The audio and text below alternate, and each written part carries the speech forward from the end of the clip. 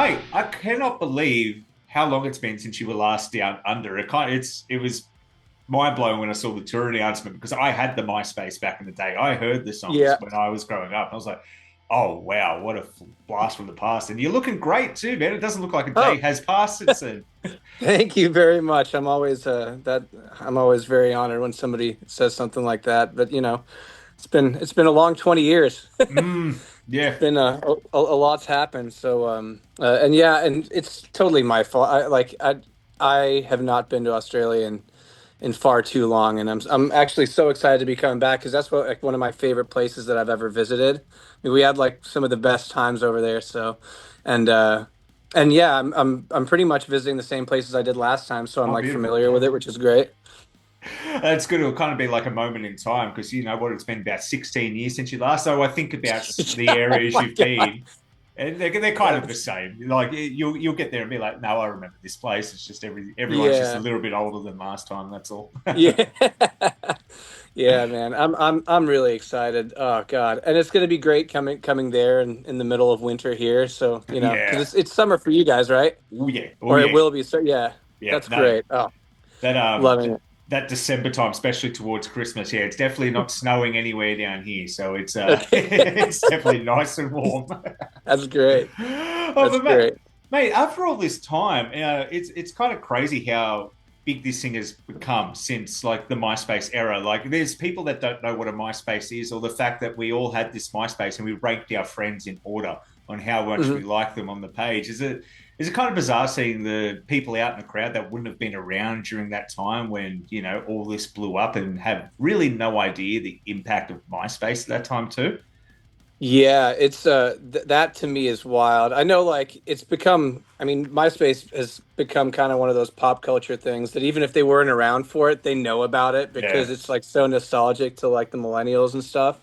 But I mean, it was an incredible platform. In my opinion, it was the best platform that's ever been put out to put like independent artists hmm, and fans and listeners together on the same social media platform yeah, and like it actually integrate them and not like segregate them, you know what I mean? And it was such an important platform for me because I mean that's nobody knew who I was, and then MySpace happened, and somehow through you know they're like charting the way that they charted the independent artists was such an incredible thing because it gave these like independent artists that don't have any representation, and this was during a time that like you had to be on a label or no one's going to yeah, know who you are, yeah, and so they were the first to really do that, to give like the independent artists like a voice, and also allowing you to put a song on your page. yeah, That was pretty yeah. brilliant That was too. awesome. But so yeah, I mean, I definitely miss that. I wish a few other social media platforms would kind of like take a few of those things and bring them back. Yeah, But all in all, like they kind of lost it with the HTML coding and everything because it just bogged down the system so bad that like no, you couldn't even get to a page. But uh, but yeah, as for the music stuff, it was incredible, and I remember it like it was yesterday. And and yeah, and I do understand some people, some of the younger kids like kind of missed out on that because it yeah. was all new. I mean, it was like our first experience with social media, and now everybody's so desensitized to it. Yeah. It's like everywhere and everybody's on it constantly. And back then it was like almost like oh, like you felt cool because you knew about this thing and it was kind of yours. So, Yeah, but yeah. and now it's kind of weird that if you're not glued to your phone, it's like there's no separation Yeah. between real life and internet. The Yep. internet is just everywhere now, so there isn't that Yeah. gap. At least back then, there still was a bit of that gap, which kind of made it almost like a little bit of a secret, but the world's worst known secret of all time that everyone was on Yeah. MySpace. But no, it's cool. But and getting to your music as well, especially for you, like that has come back to life when it comes to doing like the TikToks, the wedding songs. There's that Yeah. famous teacher in the university waking up his students singing it in Yeah. the megaphone. Like, is that kind Yeah. of mind blowing to you that that's kind of gone from the MySpace era and carried over? Because not a lot of stuff has, like a lot of like Vines, for instance, never made it across. Yeah, yeah. I mean that all of that has been pretty crazy to me. And like I used to be like a social media ninja when MySpace was around. Like, and I would like I would spend like 4 hours a day just like replying to people, just like really being there and being present for the listeners. And then I kind of like, I got more, you know, involved with just the creation of the music, and I got less like just sitting on my computer all day. But everything changed too, so now I'm not as good at like TikTok and all that stuff as I was at MySpace. My wife's my actual like TikTok guru. Yeah. She helps me a lot with that. But yeah, the whole kind of resurgence of the song has been pretty wild to me. I mean, the tonight will be like that guy that, Yeah. I mean, Yeah. that song was that version was kind of all over TikTok. And yeah, I mean, it's definitely flattering. At first, it's kind of like it's kind of making fun of it, but in like a flattering way. Yeah. And it's pretty wild. I feel like a lot more people know the song than when it came out, which is Mm. crazy to me. And it has been beneficial and pushed me to like really just get back into it. I mean, I've been writing here in Nashville for quite some time and working on a lot of other people's music, producing them and whatnot. But now I'm like so excited about working on my new music, getting out on tour, and it's just it's a whole new thing. The whole genre is like so much more built up in the over the Yeah. past few years than it has been, for a long time. So it's a really exciting time for me and the music that I love. Yeah, I was going to say because it really has seen a resurgence, like Mike and all that got back together. AFI has Yeah. kind of gone the opposite way and lent away from that sound and gone more to the Cure. But Hmm. no, it's interesting. How have you grown now as a musician? You mentioned you're writing, producing, and doing stuff for yourself. Hmm. You exciting things for you. What's changed since 20 years ago when you released Awake? Well, a lot, man. I mean, Awake was obviously it was my passion project. I just wanted to record an album once, Mm, just once, and if it worked out, great. If it didn't, I was just going to focus, and focus on work and whatever I had to do to provide for my family. But I just wanted to get that one album out. So for me, that was all about just the music that I loved writing and wanting to get it just out there. yeah. And then somehow it worked out thanks to MySpace, thanks to some of the people that came into my life after that and my label and everything. And then the next album, like, it was Fall for You, and all the other songs on A Twist to My Story. And that did, the success of that was pretty crazy, and it added a lot of kind of pressure Mm, to kind of fit into to a certain group of artists. yeah. And but I was just making my music, but I also had to make sure like it still kind of worked on radio, and I didn't know how to balance that because and then that's kind of Hear Me Now came out, and I kept it pretty rock and I kept it like pretty me, and it just didn't do as well as a twist of my story.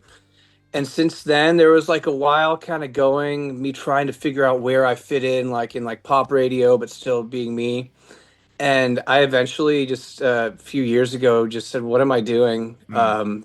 I need to just do the music that I write, the music that I actually love writing. I want to be in the same headspace I was when I wrote Awake, and that's pretty much where I am at now. I'm recording a new record, and I'm doing it exactly how I did Awake, except so a lot of the songs are full band, some of them are acoustic, but I'm just doing it, what sounds great to me, or like what inspired me yesterday or today to write this song. Like it's all about like how I feel about it. And Yeah. hopefully, as with like Awake and A Twist in My Story, the fans will like it because I like it. And I think that, that comes off in the music. That's important too, because the thing about your music as well, it is a very emotionally invested, it's very lyrically heavy. Hmm. So if you're Oh yeah. writing something that you're trying to slot into some other thing, or is this going to work on pop radio, then it's not going to be as genuine. And then how are those people going to connect? So it is important that you're doing it the way you're like, well, I'm just going to do it the way I'm going to do it. And hopefully that connects. And I think people like genuine stuff because there is a lot of just cut and paste music out there these days, especially with AI music coming in as Oh well. God, That yeah. Don't get me started on that. you just got to be real to yourself because that's the one thing the AI or the cut and paste bands that are just releasing pop hits can do is have that connection with Yeah. people, and that's the strongest thing that keeps going. I mean, look where we are 20 years later. You're traveling around the world. You're doing the first album, and you got the string section backing you. That's something that's interesting. Yeah, Yeah, how'd that that's come a together? first for me. I'm really excited about that. I'm taking out four players, four like it's a full string quartet. Yep. I'm taking out another guitar player. My wife's going to be on a few shows with me, and then it's just it's the show that we have put together is like so different from anything that I've ever done. I mean, it's awake in its like most pure essence, Mm. but there are so many kind of extensions and transitions. Like the show is going to weave in and out of itself Yeah. and just be this like it's very emotional from the very first note played all the way to the very last. And I couldn't be more excited. I mean, I tear up just like working with them like in rehearsals and stuff. And we're gonna be coming up playing the first show here in Nashville of the world tour next Friday. And so we have rehearsals all next week, and I'm giddy. I'm like super excited about that because just to hear all the songs come alive, how we've put them together and arranged them, and sit down and actually play them all live, it's going to be really great. And I was thinking about it too, because listening to the songs and going back and listening to that album again, I was like, oh man, with the strings added, there's a merchandise opportunity to sell tissue boxes as people are walking into that venue, man. I think you're going to have to do it, or Absolutely, the old school absolutely. hanky that your grandmother used to keep in her pocket. Bring that back for all time. Yeah, exactly right. See, that was those were times, man. I Oh, love that. But yeah, no, it's gonna be a really really special thing, and like to be able to take the whole crew and everybody to Australia and perform over there for you guys, it's gonna be so much fun, man. oh no, Dream come true. I can't wait for it as well. It's one of those things. I remember telling my wife I had this interview today. She's like, "Oh no way!" She's like the emo girl at heart that never kind of grew up. So very excited for it. Is there something? And I'd like to go back and ask this: is there something from your catalog that you feel deserved a little bit more love that you're hoping you can kind of bust out in the future? And yeah, Yeah, I did like I really thought Hear Me Now was like kind of an underrated record, but I got a little extra artistic with it. I had some like tempo changes in songs and some key changes, and I really kind of went for it, and it was a little bit more of a I think I went a little bit too much on that like, oh, I'm gonna be me side, and doing stuff kind of for the sake of like making it interesting. And I think I can find a little bit of a more center yeah. uh for that. But I do love that record a lot, and I still listen to it. I still listen to it and think it sounds fantastic. But it's like one of those like after a few whiskeys I'll put it on at night and just sit and like listen for an hour. But yeah, that's one of my favorites that hasn't gotten as much attention. Yeah, I like that you mentioned you listen to it too. I feel a lot of artists don't like to own up that they listen to their own music. I'm like, oh man, if you're making something you love, at the end of the day, you should enjoy listening to it too. Yeah, yeah, and it's not all the time. I mean, it's Yeah, like once every few months I'll like kind of go through it. Like I might like work with somebody down here in the studio, and we'll end up just like having a few drinks and listening to some music, and like that'll kind of come up, and we'll listen, and I'll be like, wow, this was actually really good. But yeah. like I don't naturally want to until I hear it, and I'm like, damn, that was awesome. Like that was really cool. So yeah, once you do start listening, then you go down a rabbit hole Yeah. and you can appreciate it. Well, at least it's not the story of like a Aerosmith back in the day of Steven Tyler listening to their songs come on the radio and go, "We should cover this." And like, man, you're too fucked up on drugs. That's us, you idiots. Oh my. No, that was yeah, those were different times though, man. Like Yeah. I could not function like that. Like I wouldn't be able to function. I don't know. There It's must have been just but something in the water back then, or something they were yeah. taking. Well, I Yeah. mean it was like almost every artist too, and like Mm, they would just be on stage like fucking gone. yeah. But, you wouldn't be able to tell. In fact, their performance might be even better. Yeah. So which is wild to me. But yeah, me like I'll have a few drinks before I go on to like loosen up, and I'm good to go. Yeah. And speaking of those old bands, what were some of your influences growing up? Because the style of music you were kind of writing and putting out at the time was kind of new and fresh. Like there wasn't bands really from Mhm. the 80s that had that, that kind of sound. But kind of what Yeah. inspired you to pick up the guitar? Well, there was a lot like I mean I listened to rock like obviously. when I was in middle school and stuff. But then like when I was in high school, like and it was like Newfound Glory and like that kind of Mm, stuff was yep. like, and I was like like middle of high school, Newfound Glory and Saves the Day was like starting to come Oh, out and stuff. And like so it wasn't like they were pretty early. Like they were mm, really early in the game. I remember I think I started listening to Saves the Day like my senior year or the year after my senior year. And like and Newfound Glory was around, like it started off. And and not long after that, like Yellow Card, I found Yellow Card on like mp3.com. Like now I play shows with those guys, which is like wild. Um, but yeah, I listened to all that stuff, you know, in the early days. The Get Up Kids were a really big band for me. yep. Growing up, as far as you know, inspiration into like the genre that kind of evolved into that. Yeah. Um, and definitely Weezer.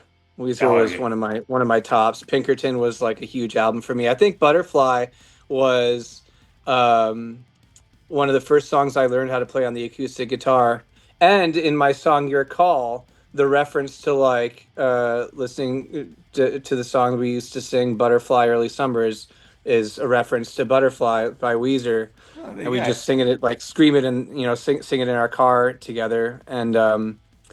And so yeah, that was very influential to me as well. I mean, super influential. And then I got to play the same festival with them in Asia one time, and watching them play was like one of my biggest bucket list thing. Like, you know, to watch them play the same kind of festival that I was playing. So Yeah. That's weird. When I talk about bands going back, maybe I just don't want to accept that these bands have been around for 30, 40 years now, it like your is Weezers and wild, your Green right? Days. And it's kind of like, no, no, they were only new when I was young. Like, so yeah, so Yeah. yeah, it's that time. I don't know. I guess when I looked at everyone when I was younger, I looked at adults going, oh, they're so mature and got their life together. I look at myself 20 years later, I'm like, geez, I'm almost the same person, just I have bills now. It's really true, and you know I'm listening to a lot of the same music still. Like you know, in high school I was like big into Warp Tour and stuff, and I had my like first band when I was in my freshman year, and we go to the like we went to like the second Warp Tour ever in Yeah. San Francisco. I mean that's how I go back, but so we'd listen to like no Effects, No Use for a Name. I still put on No Use for a Name all the time. They were a fantastic band, and it's all that kind of just it just all kind of evolved and went you know its way and became what it is now. And I love to see like a lot of bands are kind of bringing a lot of that, you know, it's not one genre anymore. Emo is not Yeah. one genre, No. and that's what's so beautiful about it. And it's become even more just a community Mm. of people that are you know like-minded, just you know, and really really love the music. I mean, we have very very strong fans, and it's amazing to see them come out to shows. No, and they love it too. You see them out there and everything. It's just it's a beautiful thing to see at the end of the day. But mate, I know I don't have a lot more time for you, but I'm curious. Out of all these years of touring, writing music, is there any moment that stands out in the test of time where you're like, "Wow, I can't believe this happened"? Like you know, you daydream as a kid, but was there ever one where you're like, "Wow, this is really where I am in life"?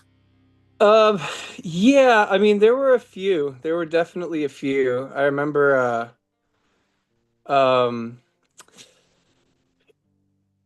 I guess doing, you know what one of my favorite things was, Hmm. honestly, and it happened really recently, and it's one of those things that is just like wild to experience. But last May, I think I did a run of shows in Southeast Asia with Boys Like Girls. Oh, yep. And we played in Manila, and we played this arena in Manila. It's like the big venue over there, and it was completely packed. It was sold out, and just lights on the top rafters. And it's like you know when you play an arena, it's different than a festival show. I've played to more people than that, um, and done it at a festival.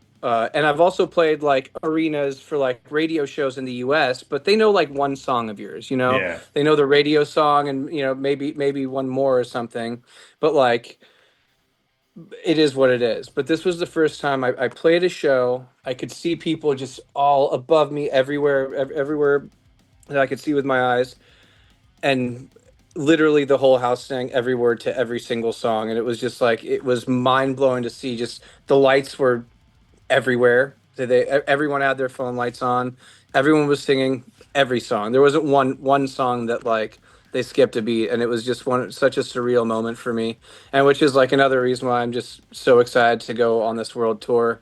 And because it's the anniversary, I'm playing a lot of bigger venues Yeah. than I usually do over there. So yeah, this is going to be a really special memory for me. I can't wait to get out there. No, and we can't wait for you to come down. Like I said, it's been long enough, so the people are going to come out in droves to come see you, especially with the string section. Like I said, just in case he doesn't do the merch for the tissue box, bring your tissues because it's going to be an emotional night. But John, is there anything you want to say before I let you go today, mate? No, man, just tell the people that are going to be coming out and that are listening right now. I just really appreciate the ongoing support over the years. I know it's been a long time, and the fact that you're still here and still supporting it means the world. So thank you. No, beautiful. Well said. We will see you down in December. Ticket links are in the comment section below. But, mate, we'll see you shortly. Have fun. Awesome. Thanks, brother. Thank you so much.